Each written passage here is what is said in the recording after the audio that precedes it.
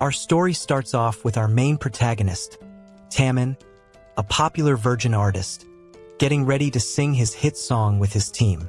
Meanwhile, a brown-haired baddie named Kinoshita is watching the performance live at home on TV, acting wild and crazy for Tamon, making her heavens wetter than the Atlantic Ocean. Her parents notice she's a full-on simp fan and start wondering if she's even okay in the head. Her dolly body sister calls her a lunatic while she scrolls brain-rot TikTok videos. But Kinoshita doesn't pay anyone any mind. She keeps watching the TV without a care in the world. She's a high schooler still living off her family, but they'll probably drop her lazy ass like a bad habit one day. Inside her room, the simp queen has more action figures than a lonely kid without a PlayStation. He's out of line, but he's right. She mutters to herself that Tamon is her man, her handsome imaginary babe, and she can't believe such an OP character exists in real life. She goes on about how he keeps making girls faint all across Japan with his Chris Brown level dance moves that even put pro dancers to shame. Real hot boy type shit. Even though she's never seen him with any baddies, she hopes to meet him one day and lock him down with the Gaga 3000. She then rewatches his audition from 2 years ago on her iPhone 17 Pro Max, saying he looked young and innocent back then, but now he's grown up, making her wish he could clap her cheeks. Suddenly, a concert email pops up on her phone for one of Tamon's events, making her lose all humanity. She panics, wondering if she got picked for the F/ACE's T-Dome concert, knowing there are 95 applicants for each ticket, so her chances are slim. The dumb fool finally opens the email, and with a surprise bigger than Nicki Minaj's ass, she's been accepted. With this new level of excitement, she officially evolves from a regular fan into a full-blown air conditioner.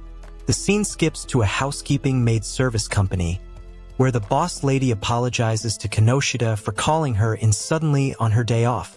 She explains that one of their low-life staff ended up in the hospital from playing with herself daily,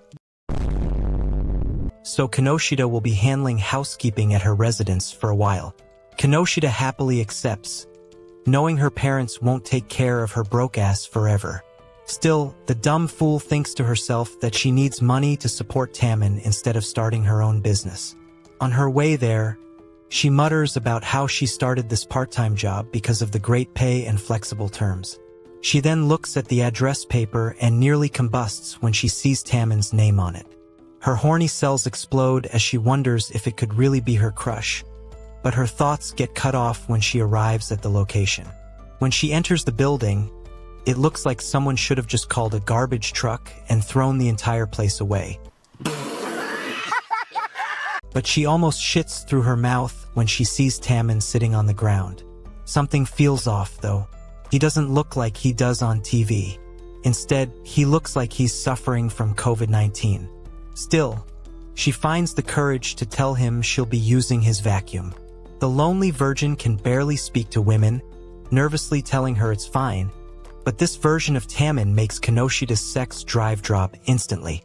She convinces herself that maybe Tamon is just really shy when he's not working.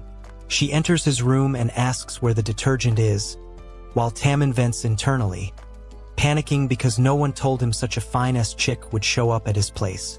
Now he can't even go into work mode at home because his mind is flooded with thoughts of clapping cheeks. He spirals further, thinking Kinoshita might post him online and clown his lonely ass. Kinoshita, meanwhile, gets fed up with his pathetic behavior and leaves him to rot in his room while she vacuums the house. She reasons that he's probably acting weird because his first Dome concert is coming up and he must be exhausted. But then she turns into a complete fool herself, wondering what she'll do if Tamon actually tries to make her give up her heavens. With a serious face, she tells herself she can't fall for this version of him. Out of nowhere, Tamon exits his room, wandering around like a ghost. Kinoshita finally tells him she's been a huge fan ever since his audition 2 years ago, blushing as she says she's happy he was born and became a singer. This makes Tamon freeze mid-step. But instead of turning his Riz level up to 9,000, he starts apologizing, saying that after seeing his low-life side, her image of him must be shattered and that she must be disappointed. He admits that he's been deceiving his fans and hurting people over time, saying he's absolute trash as he walks away, leaving Kinoshita behind. She's devastated, finally realizing why this man doesn't have a baddie at his side. But instead of breaking down, she walks straight after him and gives him a look so deadly it could put Lord Beerus to rest. She asks if he's really looking down on their love, and that question alone scares the shit out of him. She keeps going, telling him that he isn't a lowlife, building confidence in the lonely fool because there's no way she's letting a punk-ass man be the first one to clap her cheeks. Tamon finally opens up, explaining that all he ever wanted was to make everyone in the world smile, but his lonely ass doesn't have enough aura points like All Might. Kinoshita shuts that down immediately, reminding him that he's a popular world star that people all over the globe look up to. Her words trigger a flashback in Tamon's mind of a mysterious person telling him that nobody needs his true self, that he should never let it show. He explains that once he suddenly got famous, people started saying all kinds of things to him from every direction. And no matter what the fans said, he couldn't figure out what he was supposed to believe anymore. He starts crying, admitting that he finds his real self insanely pathetic and doesn't even trust himself. Kinoshita briefly wonders if he somehow ended up at one of Diddy's parties. Don't move, don't move. Don't move, it's over. You already lost. But she shuts that thought down instantly. She tells him that if he can't believe he's a great person, then she'll keep supporting him until he finally believes her. That night, she starts making food for him to eat, but mentions that the last time she checked his fridge, it looked like a poor man's fridge in the early New Year 2026. Tamon explains that he's environmentally unfriendly. This worries Kinoshita, who mutters that she's surprised he can even sing and dance with such a low-life diet. When she finally brings him the food, Tamon panics, thinking she's about to poison his sorry ass. But when he sees Kinoshita's aura flaring as she tells him that she won't let him starve so he has to eat, Tamon has no choice but to dig in. Her cooking instantly pushes his Riz level over 9,000. He looks at her with pure admiration, sending her horny cells into overdrive. Yeah, boy. He moves closer, saying that she's definitely his type, making Kinoshita wonder if her cheeks are about to get clapped right on the floor. Yes! Yes! Tamon asks if he can eat everything in sight while licking his lips, making it clear that it's go time. Nice. That single moment causes Kinoshita's horny cells to completely explode, but once things calm down, a flustered Kinoshita snaps back, telling him he didn't mention he'd suddenly flip into full cheeks clapping mode, as she thinks to herself that her heavens is already like the Atlantic Ocean. Tamon explains that he's been too busy lately, so his on and off switch game has gotten sloppy. The next day, Kinoshita goes shopping and cooks a high-class home-cooked meal for her future babe. Later, Tamon nervously tells her that he was asked to take a selfie at home for the fan club. Once again, this sends Kinoshita's hormones into chaos. He shows her some low-class pictures he took of himself, making her think there's no way those Tarzan-looking images can be released into the world. She takes control, lifting some posters and guiding him into full Rizgod mode. Tamon starts taking high-class photos that would be instant hits with the fan club. But the overwhelming Riz pressure is too much for poor Kinoshita. Completely losing control, she slaps herself in the face just to snap out of the horny algorithm. The scene skips to Kinoshita getting ready to head home when Tamon suddenly stops her, thanking her for everything she's done. Kinoshita casually responds that she was just doing her job, so she isn't worthy of praise. Tamon tells her that fans praise him all the time, but she's different. He loves her baddie energy. This makes Kinoshita blush hard, but the dumb fool Tamon immediately thinks he said something wrong. She tells him it's okay, that he just caught her off guard. But when he smiles and tells her it's because she scolded him into finally acting right, she completely loses it, not even knowing her heavens could get flooded that badly. Tamon panics, covering his face and thinking he's turned into an ugly simp. Kinoshita rushes toward him, trying to make him show his face again, but they accidentally fall together. Kinoshita is fully prepared to give up her heavens as she blushes Oh, here we go again. and tells him that he's actually very cute. But right at that moment, a man who seems to be Tamon's manager enters the house and sees a fat-ass baddie lying in the hallway. He immediately starts arguing, telling her to control her horny cells, then turns to Tamon and tells him that now isn't the time to clap cheeks. He needs to save his energy for the upcoming performance. Kinoshita apologizes and storms out of the house, wondering how she let her personal desires take so much control over her. The next day, Kinoshita is feeling down after learning that the low-life worker recovered from the hospital and reclaimed her job, meaning she won't be working at Tamon's place anymore. Later that day at the concert, Tamon and his team take the stage, sending the crowd into a frenzy. Kinoshita enjoys the performance like it's the last moment of her life. She heads off to buy a drink, but while walking, she suddenly gets grabbed and dragged into an unauthorized room.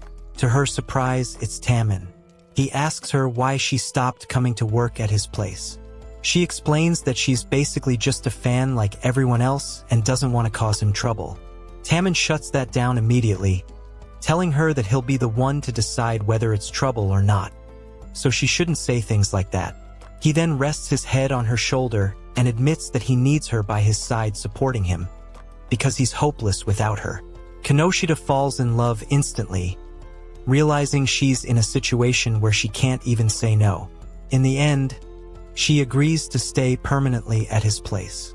The next morning, high sex-drive Kinoshita is deep in a dream, imagining Tamon rizzing her up.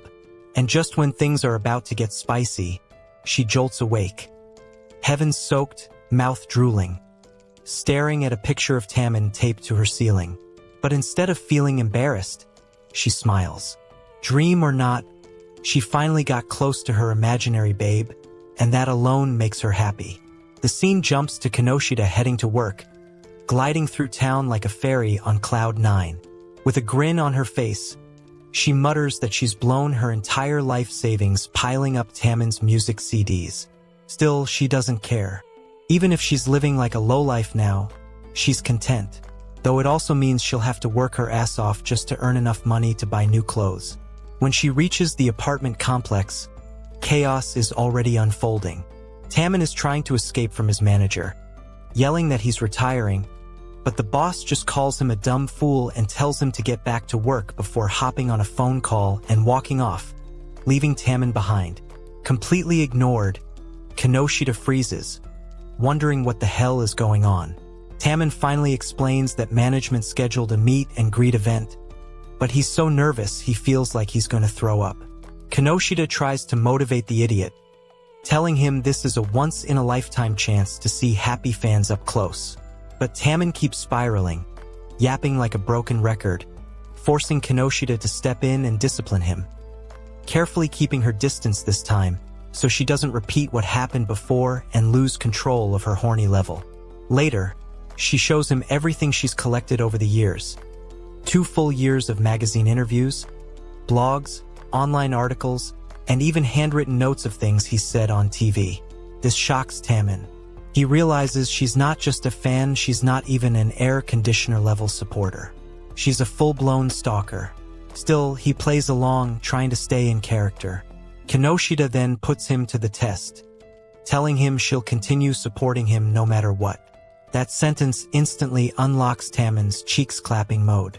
He grabs her face and waist, pulling her closer as he swears he'll never leave her side. Every horny cell in Kinoshita's body explodes on impact. But then the dumb fool starts apologizing, breaking down in tears, saying he doesn't want to see her get hurt. Kinoshita recovers quickly, reassuring him that it's okay. She explains that during her hardest times, his voice was the only thing that kept her feeling alive. Helping him is what makes her happiest. But when Tamon leans in again, her heavens turn into the Atlantic Ocean all over again. On the day of the meet and greet, baddies from all over line up to meet Tamon. Some of them already turn into complete idiots the moment they see him. Kinoshita stands in line too, as if the dumb simp doesn't see him almost every single day. Suddenly, two high-sex drive women in front of her start arguing, as if they're trying to ruin the event. This nearly pushes Kinoshita into Super Saiyan mode. There's no way she's letting two low-life baddies mess up her future babe's moment. As she steps in, security drags their lonely asses outside and bans them from entering. Later, back at her workplace, the boss lady tells Kinoshita she has a visitor. When she sees it's Tamon, she almost shits through her mouth. He asks why she didn't come to his event, and she lies through her teeth, claiming she lost her ticket. Tamon steps closer, telling her to ask him anything she wants. Flustered, she begs him to turn off his Rizgod mode for just a second. When he does, he finally opens up, telling her he wanted her to praise him for everything he accomplished because of her. He starts crying, admitting he waited for her the entire time, unable to spot her once. All he wanted was to make her happy. Kinoshita is left completely speechless, realizing she just disappointed the man she wanted to clap her cheeks.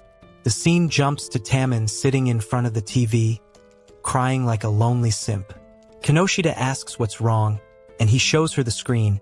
He's scheduled to appear on a popular hot boy lifestyle variety show, the type where idols show off how stylish they look even when they're off work. This instantly makes Kinoshita happy, since it's a huge show that airs every weekend, and Tamon being on it is a massive deal. But the dumb fool starts muttering that it's all over, because the only clothes he owns are the ones he's wearing right now. Still being the stalker simp fan she is, Kinoshita tells him the outfit looks great anyway, adding that everyone loves him so much that fans wouldn't even care if he had zero fashion sense. Tamon just sighs to himself, thinking that the worn-out, dog-shit clothes he owns somehow still fit a lowlife like him, even though his career is shining bright. To lighten the mood, Kinoshita tells him they'll go shopping. The scene cuts to the mall, where Tamon is walking around with a paper bag over his head instead of a ski mask. Kinoshita runs around the stores, picking out trendy outfits, and the moment Tamon tries them on and accidentally unlocks his Rizgod mode, Kinoshita immediately gets hit with a nosebleed. After shopping, they chill at Starbucks, sipping smoothies. Tamon thanks Kinoshita for always helping him out with things that aren't even part of her job. This makes her blush hard. He casually asks if she comes to Starbucks often, and she tells him yeah. She stops by all the time on her way home. Tamon then notices three guys nearby playing PUBG on their phones and admits he's kind of jealous. Kinoshita understands. Even someone as amazing as him still wants to enjoy normal things.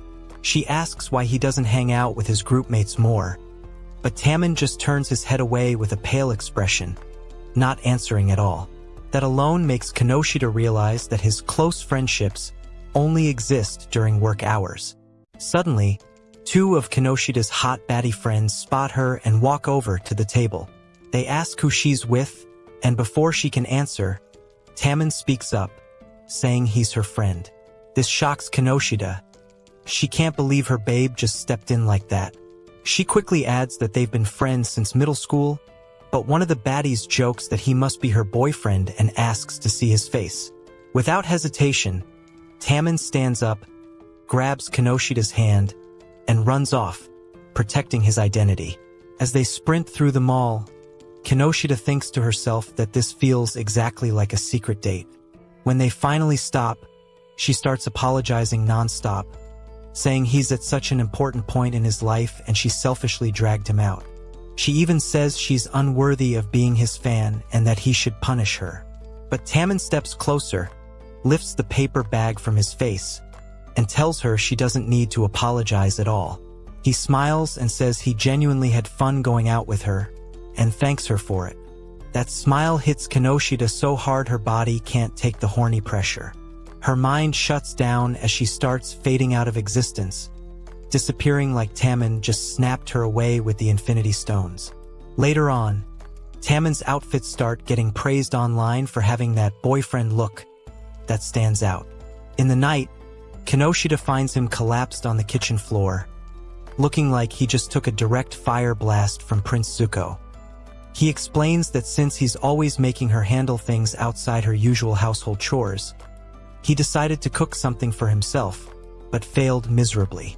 She asks what he was even trying to make, and he tells her it was a rolled omelet. Kinoshita casually reassures the dumb fool, saying everyone struggles with that at first. But the moment Tamon admits he can't even fry an egg, she almost shits through her mouth, wondering what kind of man would be raising her future kids.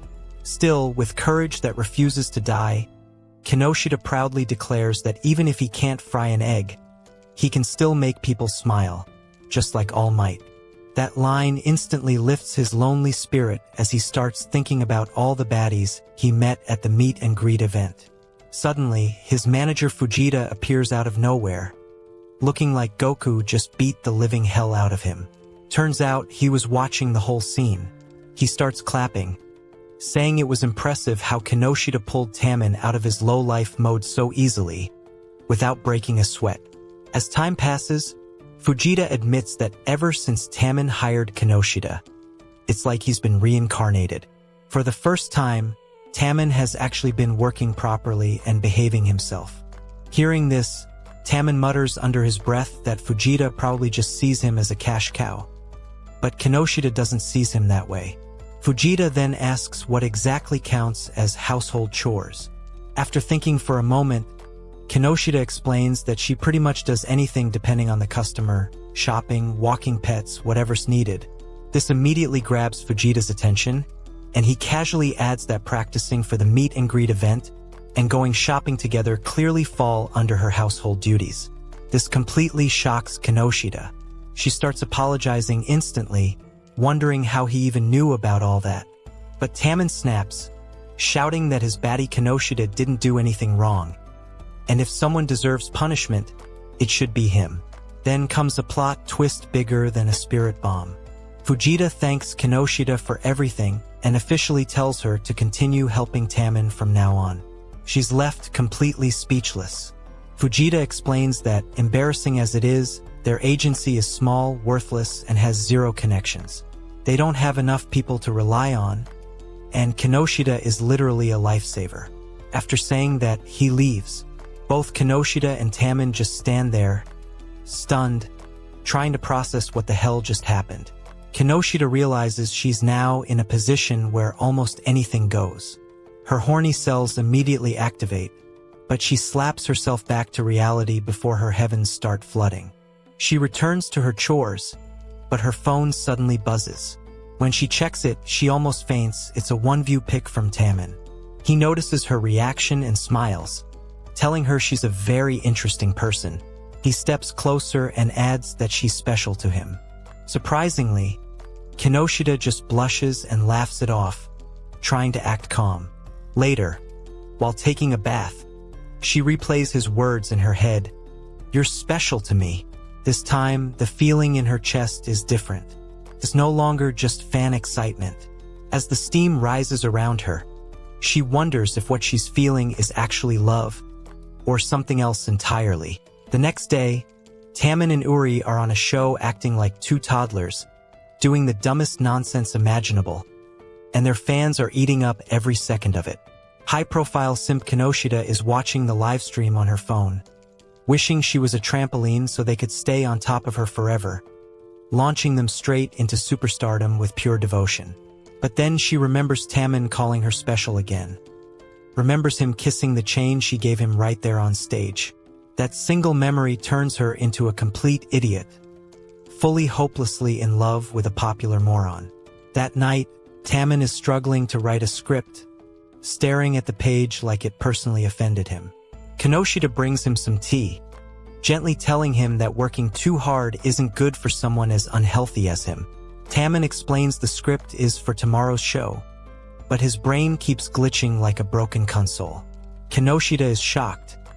She honestly thought he had some Pakistan friends under his belt writing everything for him. Tamon admits that if this script isn't solid, his lonely ass is going to let everyone down. When Kinoshita reads it, she doesn't sugarcoat a thing. She tells him straight up, the script is trash, absolute garbage. Tamon instantly looks like life just punched him in the throat. He mutters that he also has a meeting with Uri, but he hates variety shows because they scare the hell out of him. With a puzzled face, Kinoshita points out that he and Uri only ever seem close when the cameras are on. Tamon almost shits through his mouth. He can't believe she connected all the dots that fast. He starts apologizing, thinking he's shattered her dreams, quietly admitting that the best solution would be for him and Uri to actually get along. But he's never been the type to open up to people. As usual, Kinoshita steps in and motivates his lonely ass. She tells him he works insanely hard behind the scenes just to make fans happy. His acting skills are so perfect that no one even knows he has a low-life side, and that's something he should be proud of. That speech leaves Tamon completely speechless. Later, Kinoshita is on her way home, spacing out so hard she accidentally bumps into someone and falls. When the person helps her up, she almost has a heart attack. It's Uri. Just like Tamon, Uri makes girls go wild. His parents are famous entertainers, so he's been a rich brat since middle school, constantly in ads and TV shows. He has tons of older fans and popularity on the same level as Tamon. Kinoshita notices Uri is holding her hand and quickly pulls away. The only person clapping her cheeks is her crush Tamon. She runs off, leaving Uri standing there confused. He looks at the fan poster she dropped and thinks to himself that she must just be another fan. Suddenly, Kinoshita freezes. Her heart drops. She realizes she doesn't have her homemade fan. Panic kicks in. She wonders if she left it at Tamon's place, and immediately turns back. She rings the doorbell. No answer, so she lets herself in. Then she hears someone trash-talking Tamon. Her heart starts racing. She panics, thinking Tamon brought another baddie home while she was gone. Quietly, she creeps closer to check, and then, plot twist bigger than Goku's spirit bomb. She sees Uri beating the absolute shit out of Tamon, using her homemade fan. Uri freezes the moment he notices Kinoshita watching. Instantly, he switches to full Rizgod mode, asking if they bumped into each other earlier, so she must have followed him looking for her fan. He hands it back, casually complimenting it and telling her she shouldn't drop it again. But the evil look in Kinoshita's eyes makes him nervous. He lies his ass off, saying it probably looked like they were fighting because they're together all the time and get into little arguments. Tamon, the dumb fool, plays along, nodding and even adding that Uri is surprisingly a bit of a troublemaker sometimes. That's when Kinoshita's eyes lock in, full Sharingan activated. Her anger level goes over 9,000. She calmly states that Uri was smacking the shit out of her man with the very fan she made to worship him. Flames burn in her heart as she walks toward Uri, telling him he's going to pay for that unforgivable sin. Tamon tries to calm her down, but Uri is completely confused. That's when it hits him. Kinoshita isn't his fan at all. She goes straight demon mode, scaring the living shit out of him, and kicks his lonely ass straight out of the house. Outside, Uri starts aura forming as if he's on some Lord Beerus type shit. Kinoshita asks Tamon if he's okay, or if his skull got damaged from all that beating. The dumb fool just replies that Uri always acts like that, so he's already used to it. Their conversation ends instantly when Uri pulls a Rock Lee type kick and breaks the door clean off its hinges, muttering that she's got some nerve throwing him out like some ugly douchebag. But Kinoshita's baddie energy instantly catches his interest, and he asks her who she might be. Kinoshita coldly tells him she's Tamon's housekeeper, then completely ignores his lonely ass and gives Tamon her full undivided attention. That sends Uri straight into rage mode. He shouts at her to stop ignoring him, claiming she must be some insane crazy simp fan, because she's the only person he's ever seen carrying those kinds of posters. He then lifts Tamon up and asks her what's so special about this lunatic. Says Tamon is completely different from his public personality, and even right now he's nothing more than a popular loser. It makes him sick to the core that Tamon is the group's center. Before he can finish talking trash, Kinoshita grabs his hand faster than Gogeta grabbing Frieza's hand and tells him that wherever her man Tamon is standing is literally the center of the world. She tells Uri to go straight to hell with his low-life statements. Everything comes to a halt when their manager, Fajuta, arrives and starts shouting at Uri, telling him for the 100th time to stop breaking things because his dumb ass isn't the one paying for it. Uri snaps back, telling Fajuta to shut his shit-scented mouth. Fajuta immediately hands him a bubble tea to calm him down, then starts fixing the broken door like his life depends on it. Later, Kinoshita is riding down the elevator, thinking to herself that she needs to keep making as much money as possible. Her ass is so broke she might end up sitting roadside with a please help money pan. When the elevator stops and she's about to step out, Uri suddenly blocks her path and pulls the classic hand slam against the wall move.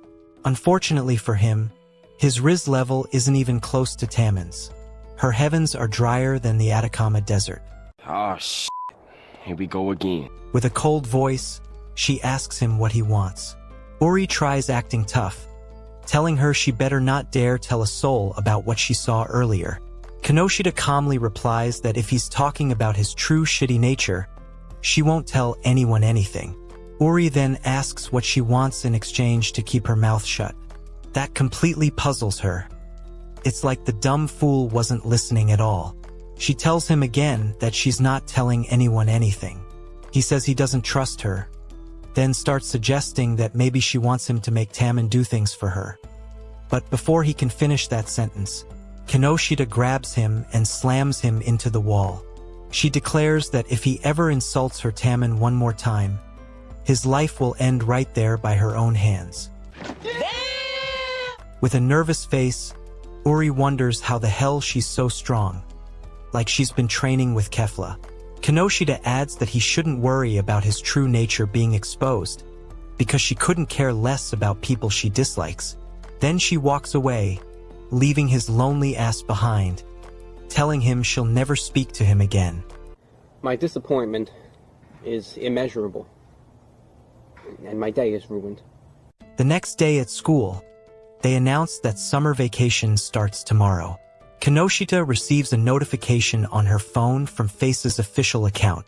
With a happy face, she wonders what it could be. The scene cuts to Tamon with his team as they notice they're getting a new song. Uri explains that it's completely different from their usual style. It's a heartbreak song. But then they see the announcement that a new center will be selected for this song. They almost lose their minds. With a fake sad face, Uri states that Tamon is supposed to be the permanent center of Face, a special position reserved only for idols with overwhelming talent and popularity. The announcement reveals that 5 episodes will be streamed live every Wednesday to determine the new center. Back at school, Kinoshita checks the notification again and realizes it's the same information. She's so shocked you could be floating in outer space and still hear her shout, "What the hell do they mean?" The scene skips to Kinoshita asking Tamon about the new show she saw announced. She strongly believes there's absolutely no reason for them to choose another center when no one else is as fine as him. Tamon tells her to calm down, explaining that Uri has wanted to be the center for a long time, and that's why they're doing this project. He even admits that he himself thinks Uri fits the role, because he's both popular and talented. That instantly pisses Kinoshita off. She grabs the dumb fool and tells him that she and the rest of his fans will support him no matter where he's singing from. So if he wants to keep making people smile, he can't go giving up like a little wimp. That speech hits Tamon straight in the heart, and the dumb fool immediately starts crying. Later, Kinoshita is at home with her high-sex drive friends. The brown-haired baddie mutters that the whole world seems excited for festivals and beach trips now that it's summer. But that doesn't apply to them. They're full-blown simp fans who'd gladly give Tamon the Gaga 3000 if they ever got the chance. So no matter what happens, they'll keep supporting him throughout the new center program. To calm their nerves before the show, they start reviewing the other artists. First is Natsuki, the cunning, cute-type pro-idol. Then Rintaro, the mature and mysterious one. Hito, the calm, dependable leader of the group. And lastly, Uri, the projected winner of the entire race. Kinoshita thinks to herself that Uri is the ultimate dog fart known to mankind. It's the biggest piece of dog shit. Eventually, the show finally begins. The artists perform breakup scenes, pouring emotion into their acts. When the rankings are revealed, Tamon comes dead last. Uri immediately goes over to Tamon, mocking him, saying he didn't know he was such a failure. He confidently claims he'll be the winner for the rest of the rounds as well.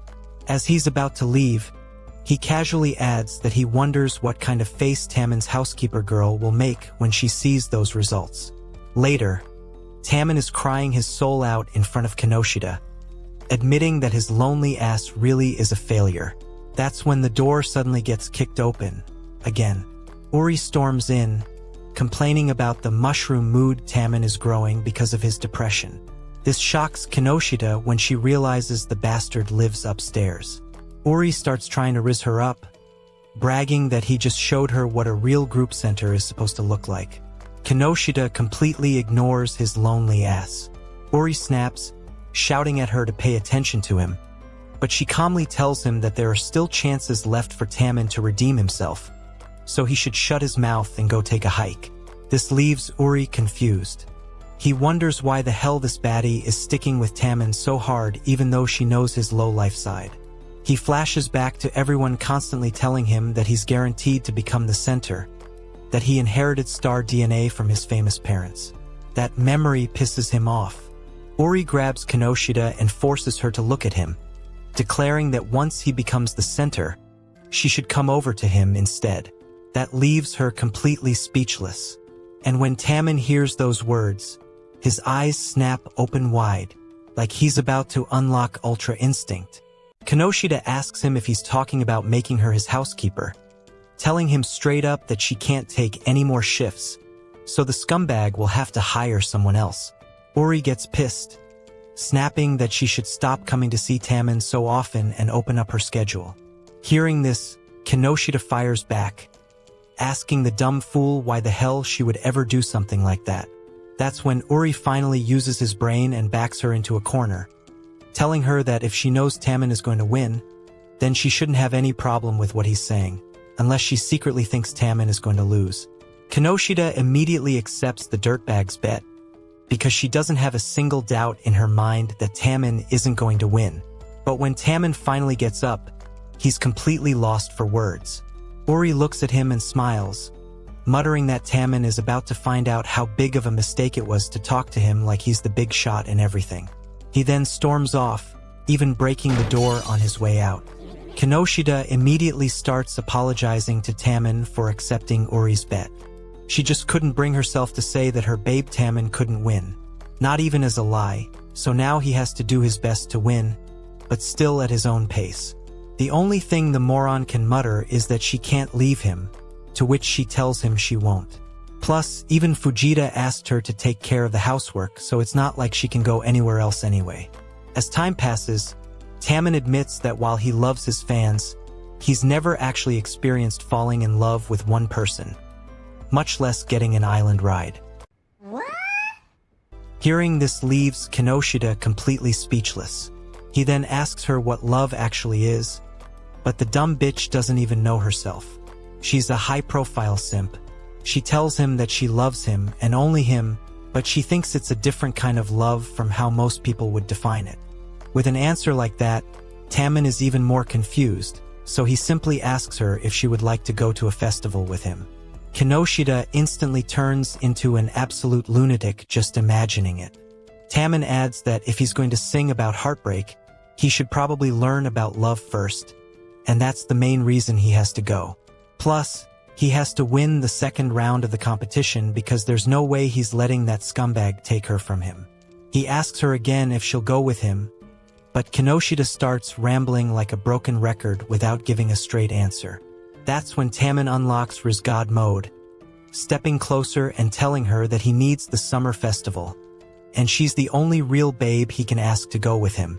The scene cuts to Uri standing on his balcony, thinking to himself about how fans and people in the entertainment industry, even those with no interest in him, always change their tone when they approach him. But that bad bitch Kinoshita keeps treating him like a nobody. His thoughts come to an end when he spots Tamon sneaking out wearing a mask, making him wonder where the hell he's going so late at night. Later at the festival, Kinoshita is all dressed up and looking cute as hell while waiting for her beloved Tamon. She tells herself she'll do absolutely anything to help her future babe learn about love. And just as she's about to imagine him clapping her cheeks, Tamon shows up looking completely different, rocking a mask and black hair. Even Kinoshita is amazed by the new look, telling him it actually suits him. Meanwhile, Uri is hiding behind a tree, watching them, his dumb brain unable to process whether they're dating or just friends. Kinoshita and Tamon begin their love-learning journey. She spots a couple at the shooting gallery and drags him over, wearing a face that looks like she's about to commit murder. She lines up her shots and perfectly nails every target without breaking a sweat. Tamon happily congratulates her, and she casually tells him that it was nothing compared to trying to win concert tickets.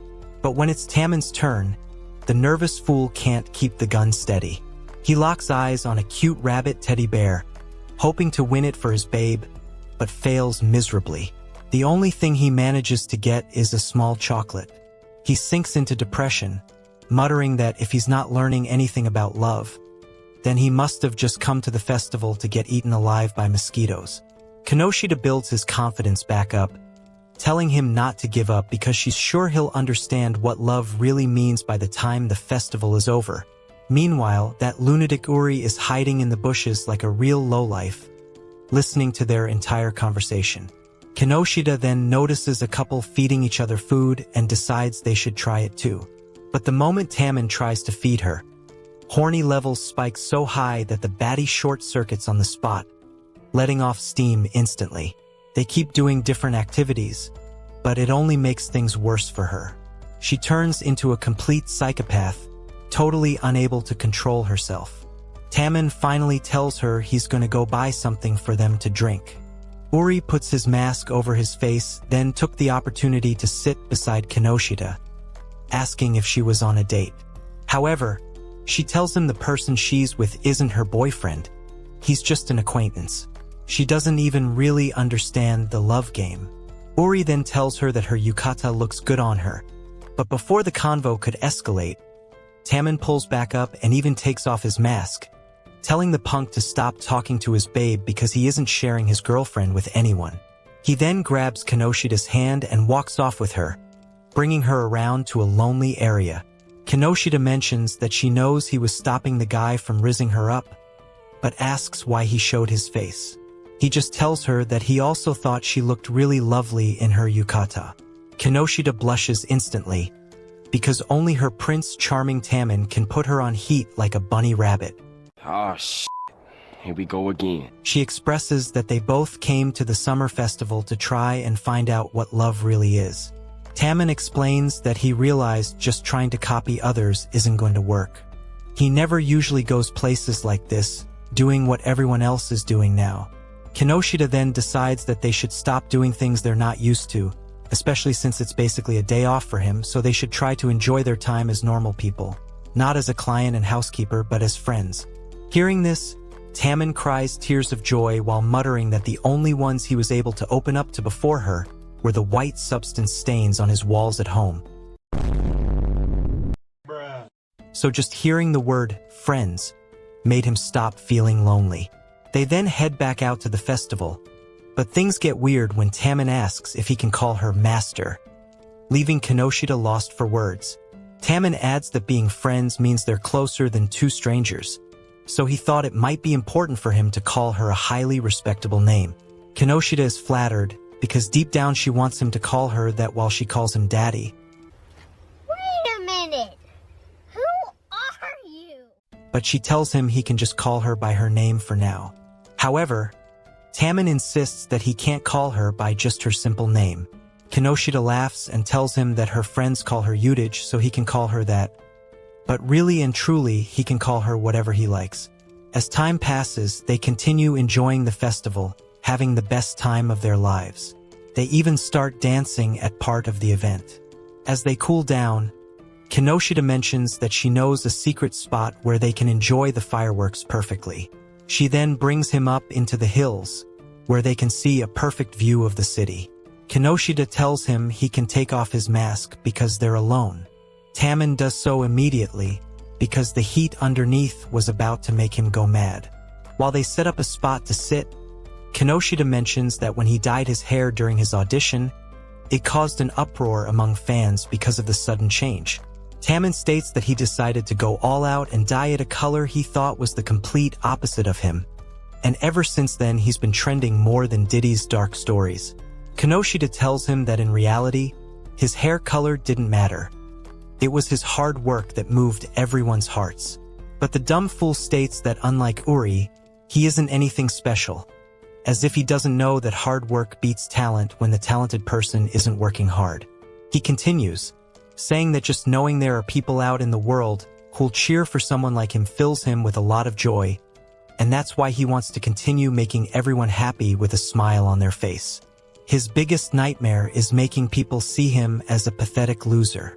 Hearing this, Kinoshita explains that even if he doesn't have feelings for one specific person, he's still basically in deep love with his fans, because he cares for them. And if that's the case, he should already know the answer about love from within. She probably doesn't really understand it herself, but she knows that love is caring for others and wanting them to be happy. Tamon is left speechless by the realization.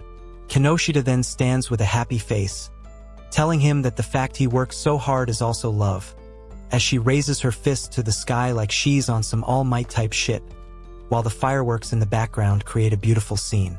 Kinoshita starts watching, enjoying the moment, while Tamon stares at her, remembering all the good times they've had together. Instead of exchanging saliva under the fireworks, he just smiles, calls her Yuta-chan, and thanks her for everything.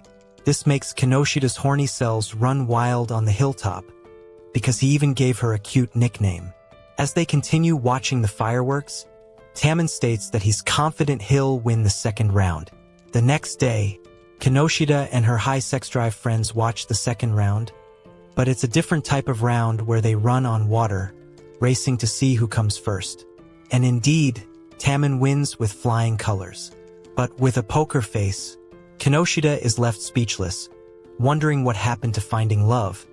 But when Tamon makes his win speech, rizzing up his fans and telling them they better be ready to accept his love, Kinoshita and her friend's heavens become wetter than the Atlantic Ocean.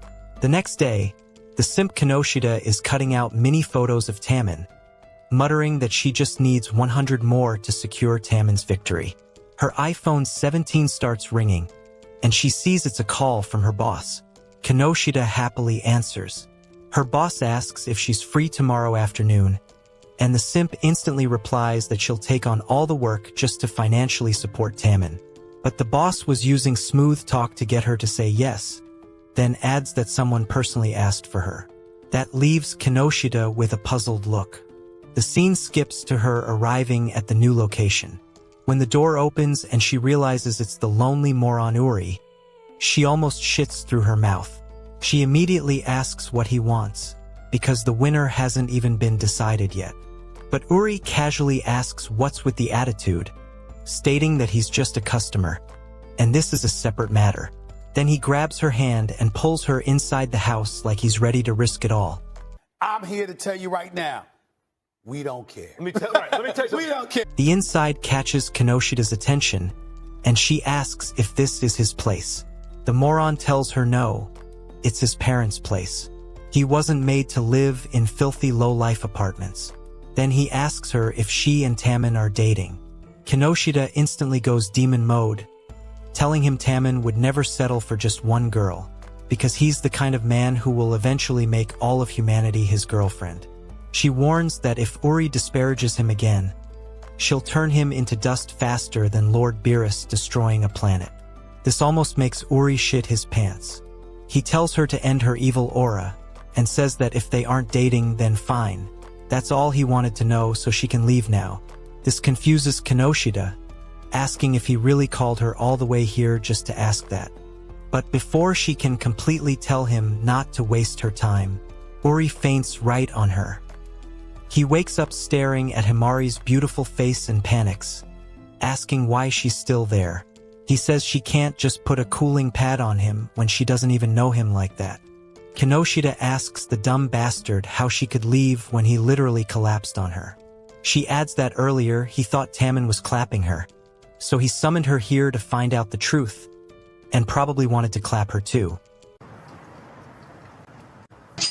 Uri says this was the only option he had because there was no other way of contacting her. Kinoshita states she came here to work, so she did a lot while he was out. Uri is shocked seeing how clean his room is and asks why. He thought she hated him. She replies coldly that she's just doing her job. That makes Uri ask her to come back tomorrow, but Kinoshita stays cold as ever and tells him he'd have to make an appointment over the phone for that. Then she tells him to take care, leaving his sorry ass behind. On her way home, she mutters that she's exhausted. That place wasn't a house, it was a castle with how big it was. And next, she has to go to Tamon's place. She hasn't seen him since the summer festival, and she gets nervous because she saw various sides of him she couldn't even dream about. Later, Kinoshita is cleaning, thanking God it's just business as usual, until Tamon asks her if she went over to Uri's place. That almost makes her shit her panties. She nervously asks how he knew, and Tamon shows her the Uri WhatsApp chat, proving she went over there. This makes Kinoshita wonder why Uri would tell Tamon that, because the dumb bitch can't see that he wants to break them apart and have her for himself. Oh, Lord. Again. Again. Nothing new, nothing changed, same old shit. She tells Tamon that Uri asked her to come by again tomorrow, so she'll go take care of him. Tamon asks if Uri is sick, shocking her since she asks if he didn't know. Tamon explains that Uri didn't come to rehearsals today, saying he was taking the day off. He then worriedly asks if he's alright. Kinoshita tells him Uri's parents are abroad, but she'll go check on him again tomorrow, so Tamon should focus on himself and not worry. The next day, Uri's fever has skyrocketed since yesterday. Kinoshita tells him that Tamon was worried about him, but Uri tells her not to talk about him. While Kinoshita cleans the dishes, she thinks Uri must be under a lot of pressure during the center competition. Then she hears the doorbell ring. When she checks, surprisingly, it's Tamon. Uri asks what the hell he's doing there. Tamon explains that he knows Uri likes sweet things, but didn't know exactly what, so he brought something. But Uri doesn't want any and tells him to leave, saying he usually avoids him like the plague. Tamon says Uri has never skipped rehearsal because of sickness before, so he got worried. Uri's mood lightens as he mutters that Tamon really came because he was concerned about him. Then Uri takes advantage of the fool, telling him that if he's really telling the truth, he should put himself to work. Outside, while they clean the pool, Kinoshita asks Tamon about his situation with Uri. Tamon explains that Uri hates him, but he can't even blame him. Back then, when Tamon first came to Tokyo to audition, he was basically a lost little puppy. Uri was the one who taught him all kinds of things. But ever since Tamon took first place for center, everything changed. He even saw Uri crying like a little bitch. Tamon thinks he couldn't hold anything Uri said against him. He was even willing to give up the center spot for him. But recently, things have changed. He feels like there must be some other way. After hearing Uri was sick, Tamon realized something. He doesn't like competing with Uri when he's not at his best. So he's starting to understand why Uri is so irritated by him. And this time, he won't be holding back. But when Kinoshita hears his determination, instead of her encouraging the fool, her soul leaves her horny body to go chill in heaven. Then Uri tells Tamon to quit talking and do more working. Tamon fires back, telling him to hurry up and get over his cold, because he wants to defeat his sorry-ass fair and square. Uri accepts the challenge, promising he's going to crush his whole career, then clap his babe's cheeks. I don't think you have the facilities for that, big man. Then the both of them start running around the pool like kids. As days pass, Uri wins round 3. Then Tamon wins round 4. And for the finals, the results of their competition for center will be announced live at the End Station Summer Phase venue. When Tamon gets back to his place, Kinoshita walks in and sees him sleeping on the couch, clearly exhausted from working too hard. This surprises her, because Tamon is always in a corner venting, So seeing him sleep unguarded in front of someone is a mystery. As she fixes things around, she notices he's been working his ass off. Then Tamon suddenly wakes up, hugs her from behind, and instantly falls back asleep. Kinoshida's eyes open so wide they could fire laser beams. She mutters that there's definitely something resting on her back. Her horny mode starts chipping in, so she tries telling herself there's no way it could be Tamon. Stuff like this only happens in dreams. She wonders if she's fantasized so much that she's not just seeing things, but feeling them too. She stands there without looking, trying to control her horny hormones, reminding herself that Tamon has been working very hard, and this isn't the time to be fantasizing. As she's about to get back to work, she turns and looks at him, because she's a simp fan until the day she dies. She thinks that tomorrow is finally the last battle, so everything will be decided. The next day, the group gets ready for the final battle. Tamon enters the room looking like he hasn't slept in days, which puzzles everyone, because it's rare for him to be late. But when Tamon tells them good morning, all three of them almost have a mini heart attack, because his voice sounds like venom. My disappointment is immeasurable, and my day is ruined. Things get worse when Uri enters the room looking like he's suffering from COVID-19, with his voice sounding like something is stuck in his throat. The moment everyone has been waiting for finally arrives. Kinoshita and her two high sex drive friends are totally locked in. The competition starts and ends in a flash. The two baddies think Tamon nailed his performance. But Kinoshita thinks to herself that it seemed like Tamon was holding back his radiance. And he also wasn't doing that well. Back with Tamon and the rest of the members, the boss lady announces that all 5 rounds have concluded without issue, so the results are the same as she told them. She continues, saying that the new song pre-release at End Station Summer Phase is right around the corner, so they need to practice all the parts they've been assigned. Then her attention quickly shifts to Uri and Tamon. She demands to know what that shitty display was. They might have fooled the viewers, but not her and the judges. She asks if they're really the rivals who competed for first and second place at the audition. She continues roasting the fools, saying that practicing too much and overworking are both signs of failure. And if they want to become the best in the world, enough to put even Chris Brown to shame, they need to perform at 2000% at any time.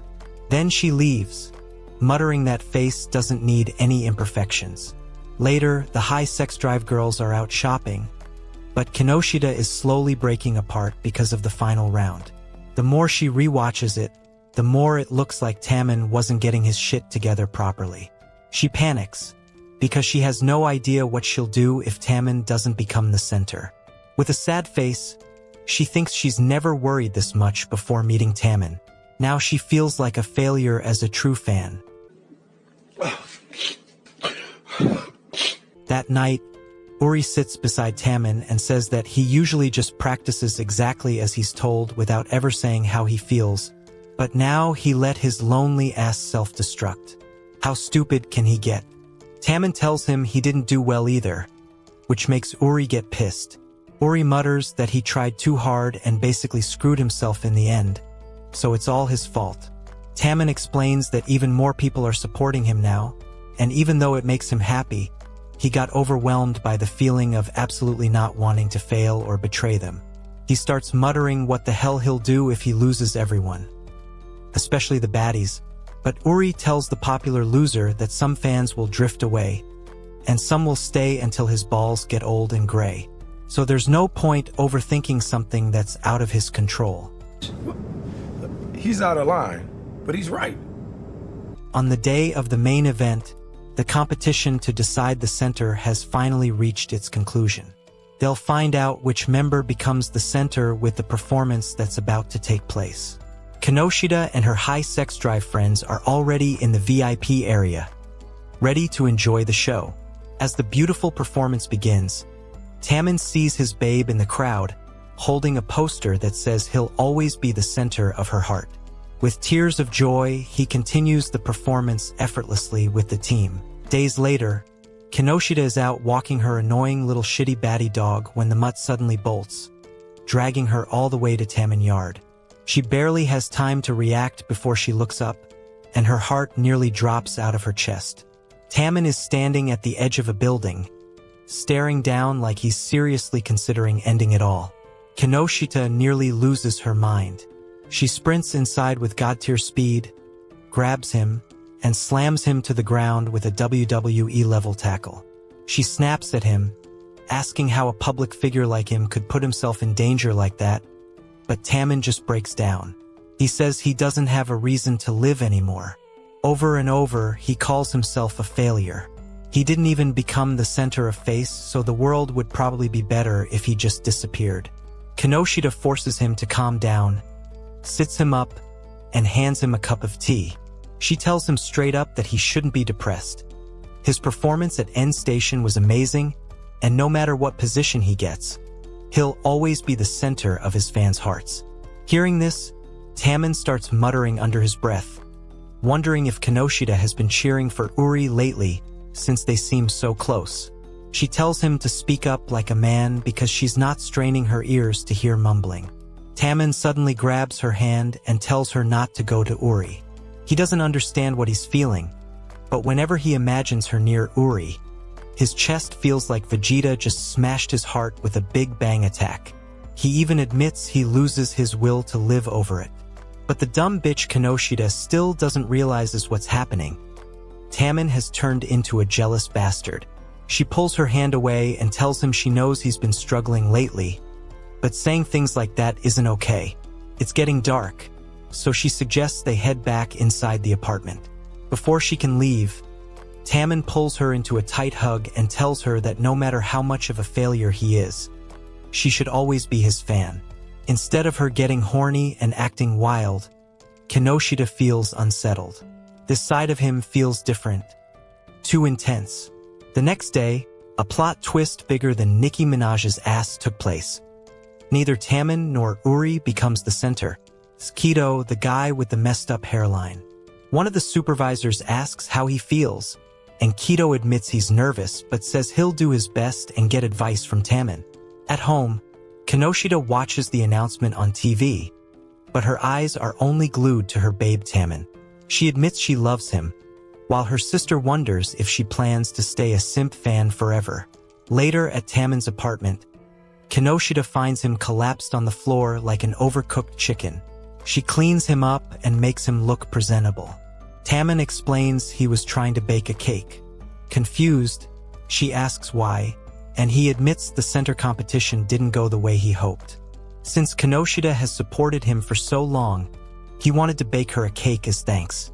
She freaks out, telling him he doesn't need to do all that and should focus on his physical and mental health instead. Tamon behaves like a sad kid that can't get a snack before bed, muttering that no one would ever want to eat something he made. Kinoshita finally agrees to let him finish the cake. As he mixes out the eggs, Tamon mutters to himself, saying he's putting all his feelings into it. He hopes Kinoshita enjoys it, hopes she keeps coming over, hopes she never hates him, never betrays him, never shows interest in anyone else ever again. Hearing this, Kinoshita instantly realizes Tamon has turned into one of those sick simp bastard.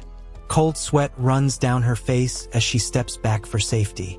When the cake is finally done, it looks like something straight out of a cursed cooking game. She tries to avoid eating it, saying she'll take it home, but Tamon suddenly switches to Riz mode. He steps close, holds her face, and tells her to take just one bite. Her composure shatters. He feeds her the cake, and she forces herself to smile, saying it tastes good, even though it has zero flavor and she knows her toilet will suffer later. That's when it hits her. He used his charm on purpose. He knows exactly when to switch from broken idol to irresistible star. He's a professional at putting people under a spell, and doing it to one fan is easy. Kinoshita realizes she's in danger. Overprotectiveness isn't love. Tamon needs to survive on his own. She says she's going home and offers to take the rest of the cake. But Tamon steps closer and says she has cake on her face. She backs away, telling him to keep his freaky hands to himself. Instantly, he goes Riz mode again, leans in and licks it off her face, saying they're closer than that. Her heart races while her horny cells skyrocket. Only thing she could think is that he did it again. She snaps, yelling that his fan service is too much. Tamon immediately apologizes, and she notices the shift. That's what makes him dangerous, his ability to change on command. And that's what makes him a sharpshooter. Kinoshita finally understands. Tamon has always been a sneaky bastard, so only the gods know what will happen next. The next day, as Kinoshita walks through town, she can't stop replaying what happened with Tamon, the way he got so close to her, even licking her face. The memories keep looping in her head, and all those overwhelming emotions make her start acting delusional in public. She even starts convincing herself that maybe, just maybe, Tamon is in love with her. And as if the universe heard her thoughts, she runs straight into him. They have an awkward conversation, and Kinoshita immediately decides she is not going through that horny phase again. She quickly tells him she's busy and tries to escape. But before she can even process what's happening, Tamon appears right beside her like he just unlocked teleportation. He reaches out and immediately slams his toe into a rock and drops on his shitty face in the most dramatic way possible. After the Fall of the Century performance, they relocate. Tamon explains that he had some free time from work, so he just went out to relax for once. Kinoshita says she's happy he finally has hobbies outside of idle work. But then reality hits her. Wasn't she supposed to avoid him? Panicking, she suddenly storms off, claiming it's her Ashi activity day. But Tamon just picks her up and insists on giving her a tour anyway. As they walk around town together, Kido spots them. And this man starts taking photos like he's on a secret mission and failure means death. Later, Tamon is at a photo shoot. Fujita notices something different about him. He's no longer dwelling in the past of losing the center position. He's not scared. He's working hard again. Fujita silently thinks he needs to personally thank Kinoshita for whatever she did. The next day, Kinoshita is heading toward Tamon's house, but she gets intercepted by Kido. He gives her that suspicious Riz investigator stare, completely unaware that the only person allowed VIP access to get an island ride is Tamon. He invites her over, quickly clarifying that nothing weird is happening since Tamon and Uri are also there. When they reach the door, Kinoshita realizes for the first time that Kido lives right next to Tamon. Proof once again that she truly only has eyes for her darling Tamon. Inside, she ends up sitting between Tamon and Uri. Kido immediately gets to business, pulling out the pictures he took of her and Tamon together. Kinoshita's brain almost explodes. How did she get caught lacking like this? She quickly explains they just ran into each other by coincidence. Uri shrugs it off, saying it's not a big deal since he's invited her to his parents' house twice already. Kido mutters that Kinoshita has them all wrapped around her fingers. He explains that they're aiming to become world famous, and things have finally started stabilizing. He's determined to push the group to even greater heights. For a second, Kinoshita thinks, wow, he actually sounds like a solid leader. That thought dies instantly when he turns around and declares they're going to milk the fans' wallets dry and go down in history as rich, legendary heartthrobs. He then reminds her that Tamon and Uri are dual candidates for center. They can make or break the group, so she needs to stay away from them. With her high sex drive mentality, she's left speechless. Kido keeps ranting, saying fans are terrifying creatures. They gather information better than intelligence agencies, and Kinoshita is living proof. He even points out that both main center candidates failed recently. If she truly cares about them, she should stop getting involved. For a moment, Kinoshita feels like shit inside. From Kido's perspective, he's not entirely wrong, but Tamon worked hard. She knows he wasn't slacking, so she fires back. She tells Kido she's Tamon's housekeeper. Everything she's done has helped him. The manager officially hired her, so he should mind his own business and stop talking trash from his smelly mouth. Kido is genuinely stunned. Before he can respond, Manager Fujita bursts in looking like life has personally punched him in the face. He tells Kinoshita he has a request. She needs to participate in a 3-day face training camp. The goal is to strengthen the group's bond. Kido looks like the stress might make his hair fall out. He says he has a truckload of questions. Fujita shuts him down, explaining the group is a complete mess behind the scenes. Their part-timer that they hire won't be able to help, and he absolutely does not want the public finding out that they're all chaotic disasters off camera. Reluctantly, Kido agrees. Bringing Kinoshita is safer than letting anyone else in. But before the meeting ends, he turns to her with a sharp glare. During those 3 days, he promises he'll expose who she really is. And just like that, the tension levels skyrocket. Summertime was finally here. Watermelons, ice cream, barbecues, the whole vibe. Tamon was hyped for it all. Even Renadu was flexing, trying to look cool. And of course, Tamon wasn't about to let him steal the spotlight. Guy was about to show off his hot bod too. Face's super exciting summer vacation had officially kicked off. Watching the commercial, Uemoto was giving the thumbs up, praising them for being unique. Apparently, this dude was some big shot director. He was especially keeping an eye on Tamon because if someone like him messed up, it'd be prime content for TV. Out of all 15 staff members, only Kinoshita knew Tamon's secret. Everyone else? Clueless. Kinoshita was hoping Tamon could stay in Rizgod mode for 3 days, 2 nights. At the beach, the idols played rock, paper, scissors to pick the referee. Naturally, Natsuki got stuck with that job. The rest split into teams for volleyball. Kinoshita tried not to drool over Tamon, but come on, he was basically a walking art exhibit. Heaven on earth, she thought. Volleyball ball flies her way. Tamon rushes over to help, but she freaks.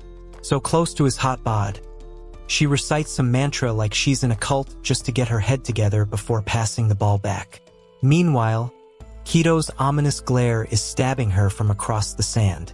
She's low-key terrified he's about to label her a crazy fan bitch. Uri's in the background, hating that she's swooning over Tamon. Dude's boiling, but at least she's not fangirling over just anyone. Then Uri serves a rocket of a ball. Tamon misses it. After filming, the idols head back to the room. Wado tells Kinoshita to check on them.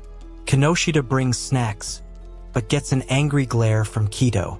Uri's yelling at Tom to chill. Kido's yelling at both of them. Tom's crying again. Kinoshita uses her fan to snap Tamon back into Rizgod mode. And finally, everyone switches back to their idol personalities. Night comes.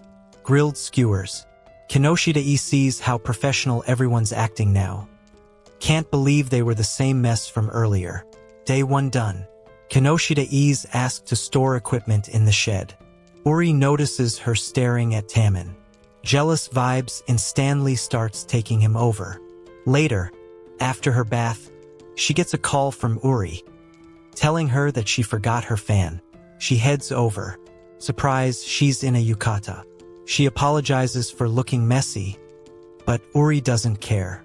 She explains the fan situation, he returns it. Calls her gross for over-preparing, but admits she's tenacious. Kido's voice outside. Uri hits the panic button, hides her under the blanket. Kido leaves. Uri pats her head and tells her to get lost. She then bums into Tamon. He's exhausted but checks on her. She apologizes for dragging him along, explains she just needed the fan. Tamon switches moods, apologizes for being selfish. She tells him to chill. She's fine. Next day, Kido's eyes is on Kinoshita the whole time. So Kinoshita volunteers to check the speakers in storage. But when she does, the door slams behind her, locking her in. Panic rise. Others think she's in the wrong shed. Tamon runs to rescue her, but end up getting stuck as well. Screaming, Tamon spirals into despair. Kinoshita tries to calm him, assuring him that someone will notice. However, everyone's searching in the wrong shed. Kinoshita thinks to herself that she has no clue what she'd do if the shoot got messed up. Tamon could tell she was exhausted, even as she tried to deny it. There was no way she could have whipped up all those fans instantly. He knew she must have prepared them after hearing about the training camp. Kinoshita was moved that he noticed and finally admitted she was a bit tired. Even though she barely realized it herself, Tamon had been watching her the whole time. Finally, help arrived. Kinoshita apologized for being careless. Tamon explained that the door was broken and had shut on its own. Kido showed up to check on them, clearly making sure Kinoshita hadn't done anything sneaky. That's when Imoto stepped in, admitting it was all his fault. He had rigged the storage shed to only open from the outside, all to capture footage of Tamon being genuinely surprised. Tamon walked over and told him there was no need for all that. He and the idols would make the show entertaining on their own, and Imoto agreed. Face had the best members, and Tamon could count on them. With that settled, filming continued. The final day went by in a blur. While Kinoshita was setting up food under the tent, Kido came over. He mentioned Tamon didn't like carrots and that they needed to be removed. He also made sure the knives weren't very sharp so Tamon wouldn't hurt himself. Kinoshita realized that Kido actually cared about Tamon. When he complimented him genuinely, she could see it in his face. He couldn't fake sincerity. Kido had tons of fans, and she knew those fans could get intense. Tamon and Uri were right about what mattered. Kinoshita figured Kido was the same. Real fans didn't waste time or money on shallow things. Kido insisted he was just doing it for money, but watching Tamon pull it together proved he genuinely cared. Kinoshita suggested he be a little kinder to Tamon, but he brushed her off. After all, he was the leader of Face. Next came Tamon's cooking session. Kido was insanely good. He used to help in a cafe kitchen and had 5 younger brothers he cared for while his parents worked. By evening, everything wrapped up. Kinoshita ran into Tamon on the beach. He was taking pictures of a hermit crab and the ocean to show her later, a little memento since he'd been so busy. Kinoshita blushed and laughed, thinking it was so him to do something like that. Tamon explained why Kido became an idol. Sure, he said it was for the money, but really he wanted to help his parents pay for his little brother's school fees so the family could smile. Now Tamon was determined to do his best with Kido as the center of Face, and Kinoshita vowed to do everything she could to support the new brand. Suddenly, a wave washed over Kinoshita's body, drenching her. Tamon quickly took off his jacket and tried to dry her before she caught a cold. Being so close, he complimented her complexion. Meanwhile, Uri appeared from behind. Seeing what looked like Tamon and Kinoshita was exchanging saliva, he dropped his drink and ran away. Uri was about to learn what heartbreak really felt like. Finally, he'd understand why his name wasn't in the show title. Uri can't stop replaying what happened at the beach. That one moment keeps looping in his head. Did Tamon actually kiss Kinoshita or not? The uncertainty is driving him crazy, killing his focus while his summer homework deadline creeps closer. Normally, attention from famous actresses and models never meant anything to him. He's always been surrounded by that world. But this time is different. For the first time, his emotions are completely out of control.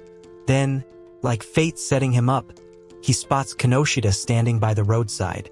Instead of approaching her, he panics and hides, acting like a complete idiot. Meanwhile, she's dealing with her own mess. Between work and fangirling, she completely ignored her homework, and now she's scrambling to catch up before the deadline. Seeing a big screen ad featuring Tamon only makes things worse. She instantly pulls out her phone to record it like a true fan, but reality hits her again. If she wants to enjoy things like this properly, she needs to handle her responsibilities first. So she heads to a cafe to study, and Uri, still lurking, decides to follow her instead of just asking her directly about Tamon. Along the way, she runs into Tamon himself, who casually reveals he's actually a high school student at their school. That revelation hits her hard. Despite his idle life, packed with shoots and training, there's still a normal side to him. It makes him feel closer, more real. When she admits she hasn't done her homework, Tamon offers to let her study at his place, but she shuts that idea down instantly. That place is off limits unless it's for work. So he suggests studying at the park instead. But before they can go, Kido shows up out of nowhere and drags both of them to his apartment like a strict manager who's had enough of their nonsense. At his place, Kido enforces a bunch of ridiculous rules. Don't open drawers too far, don't leave the fridge open too long, and even scolds Tamon for not wearing sunscreen, treating his face like it's $1 million product. It's over the top, but Kinoshita starts to notice something deeper. Kido actually cares about Tamon. He's not just controlling, he's looking out for him. Watching their dynamic makes her feel something weird, a mix of admiration and jealousy. She wishes she could stand beside Tamon like that. Once Kido leaves, the two finally settle down to study. Tamon watches her and realizes something surprising. She's not perfect. She's great at literature but struggles badly with math and science. Still, she keeps trying and that effort impresses him. He genuinely respects her determination, and when he praises her, it hits her harder than she expected. When he leans in to help her with a problem, things start getting a little too intense, bringing back memories from the beach and making her flustered. But the moment breaks when Tamon suddenly spirals, calling himself useless for forgetting things again. She quickly snaps him out of it, grounding him. Outside, Uri is still lurking like a stalker, waiting for his moment. Inside, Tamon decides he wants to help her properly. Not as an idol, not as some perfect image, but as himself. That honesty hits different, and Kinoshita can't ignore it. Meanwhile, Uri is fighting his own battle. Coming from a legendary family, he's always been told he's special, a winner, just by being born. But he knows the truth. He'll always be compared to his parents unless he surpasses them. That pressure built him into someone who refuses to lose, no matter what. So he finally barges in, inserting himself into the situation and offering to help with her homework. But instead of helping, he just throws subtle insults at Tamon, dragging his confidence down.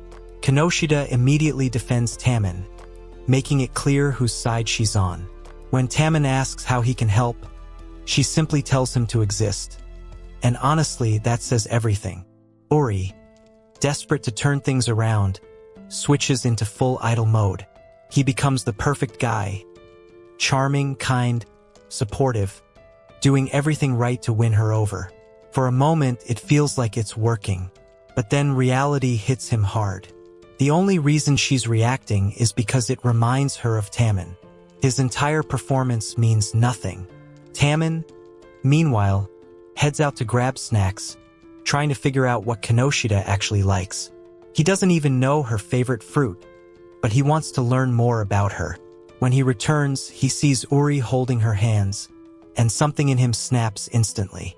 He walks up, removes Uri's hands, and makes it clear she's not into that. After that, it's obvious where things stand. Kinoshita stays focused on Tamon, barely giving Uri any attention.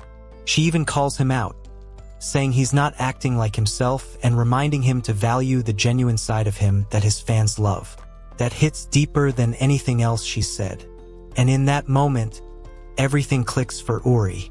This isn't about pride. This isn't about competing with Tamon. He's not trying to win anymore. He's already lost, because he's fallen for Kinoshita. If you enjoy this anime recap and want to see more, be sure to subscribe for updates when I upload. Thanks for watching. Have a great day.